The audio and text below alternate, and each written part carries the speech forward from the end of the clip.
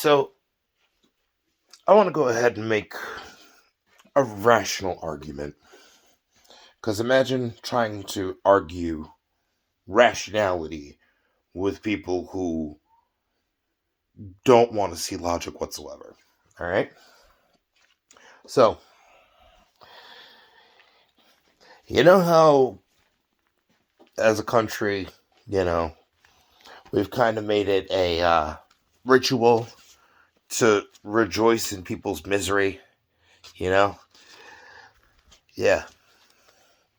Well, it's become too much of a habit. And the funny thing is, you know how there are people that automatically want to write people off as unredeemable and want to go ahead and see it as, it doesn't matter what ideas even somebody ends up contributing because ultimately, no matter what, they're the sum of their mistakes. All right. I want to talk about this whole, thing when it comes to, Matt Gaetz and, that whole argument when it comes to Farron Cousins, because it's hilarious the factor of how much personal bias Farron Cousins has in his reporting that he doesn't realize because of the factor that he just wants to go ahead and shame Gaetz for, allegations of past mistakes, whether true or not, doesn't go ahead and bring anything to the table as far as recognizing, attempts at trying to do good. Like, attempts on trying to change things for good. Like, for example, alright, literally made a list.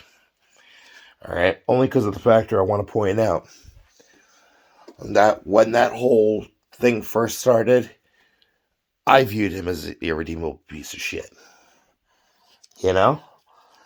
But when it comes to actual ideas and policy, it seems like there's a whole lot of politicians that don't want to get anything legitimate accomplished, that their constituents would actually want. That kid seems like one of the few that's not out of touch with his constituents. And that's fucking rare for politicians. Alright? So, like, for example, he's the one who proposed the idea for the COVID Federal Employee Reinstatement Act, which basically ended up going ahead and saying, hey, if there's somebody that didn't want, that ended up being relieved from their job or being told that they can't come back, as far as a federal employee until they get their vaccination, because of the factor want to prevent the pandemic from getting worse, that ultimately they have to be welcomed back and you have to go ahead and give them the pay that they ended up losing out on because of the factor that you made it a requirement. Now, ultimately, whether or not they wanted to be stubborn, ultimately you wanted to go ahead and look for cause to go ahead and not pay them, despite the factor, the Fair Standard Labor Act. All right? Now another one. All right? This one's for all the people who say they support the troops. All right? Matt Gaetz is the one who proposed the ASAP Act, Armed Services Always Paid Act. Because, yeah, the government wanted to do everything that they could to not pay service members, including service members that were in the reserves. Doesn't matter if they deployed or didn't deploy. All right? Ultimately, Matt Gaetz is the one who wanted to make sure that they got their pay. And now donors are going ahead and doing everything that they could to try to pull away from him because of the factor that, despite the FBI saying the first time around, yeah, we went through all the messages and stuff that people said that they had, and, that ultimately it really was a frame job from Joel Greenberg. Ultimately, there was nothing actually substantial enough to be able to prosecute. So going ahead and having an ethics committee, to try to politically bloody him up, they're literally not even using the same evidence that they used the first time, or, allegations. But there's been no actual new evidence to be able to support the unfounded claims. All right. No Fear for Whistleblowers Act. All right. Matt Gaetz is the one who proposed that. So he wanted to make sure that anybody that reports wrongdoing, not only on the government's end, but on any financial institution's end, that ultimately, if they were to go ahead and report the wrongdoing of their bosses, their managers, their local, politicians, that ultimately they would not face retribution. All right? Abolish the ATF Act. Now, this one, people would end up saying, oh, so controversial with the amount of mass shootings. Ultimately, with the Abolish ATF Act, he wanted to go ahead and have it where the ATF, considering the fact that they have not stopped any terroristic, circumstances throughout the entire course of their existence, to ultimately get them to be a branch of the government that is removed, especially because of the amount of money that the ATF has received from donors, as far as the NRA, National Rifle Association, who it's been proven has basically used the people that are, NRA card-carrying members, has used their donations, and them paying their dues, and has massively embezzled. All right? Look into any of the, the stories about Wayne LaPierre's, lavish lifestyle that he ended up affording by embezzling from the entirety of the country. All right? USPIS Surveillance Protection Act. That right there. Basically saying, hey, it shouldn't be allowed for any institution whatsoever to be able to breach surveillance laws and breach people's Fourth Amendment constitutional rights, to be able to have any type of privacy, digital or otherwise. So basically, illegalizing surveillance campaigns. Medical Cannabis Research Act of 2019 and 2022. All right? That right there was saying, hey, bring it down to Schedule 3, which apparently 80% of the United States agrees with, and allow for continued medical research. Allow Johns Hopkins to continue on their research. Not to mention that, but, considering the amount that it's done for, post-traumatic stress disorder, allow Veterans Affairs to actually let people with PTSD that goes through their services and has TRICARE to let them know that medical marijuana is an option to actually reduce cortisol levels to potentially be able to calm and mitigate some of the flashbacks. All right?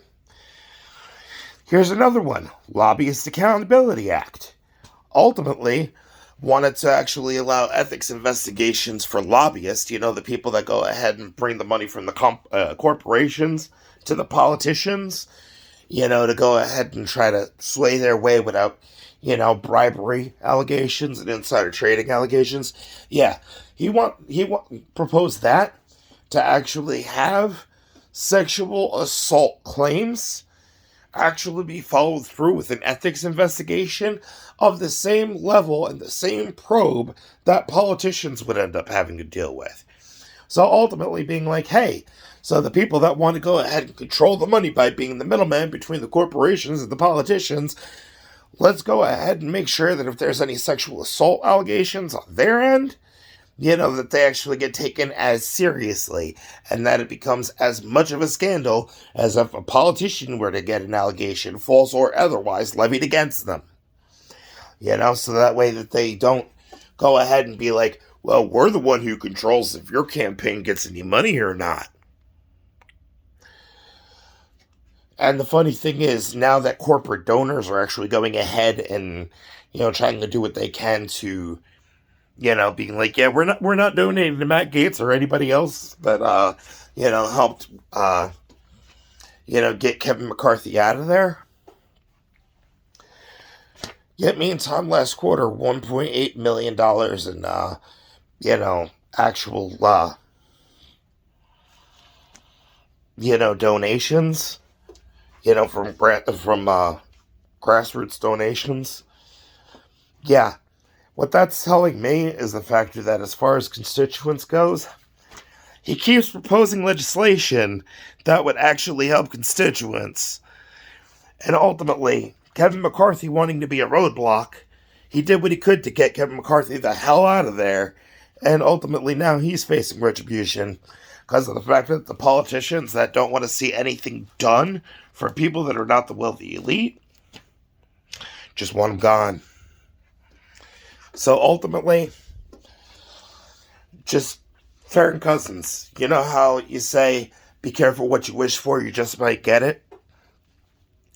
I know your perception, you've made it clear that, with you being in his district and everything, that your personal perception, because you know from high school, even had a circumstance that he wanted to go ahead and use your, production studio to go ahead and try to, actually get out there more.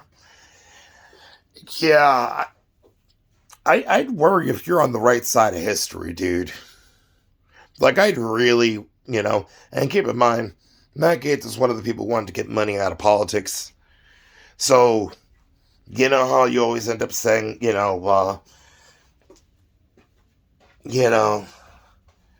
same goals. Pretty much the factor that, just because you have similar goals doesn't mean you have, similar, basically, perspective of morality, or perception of right and wrong. Yeah.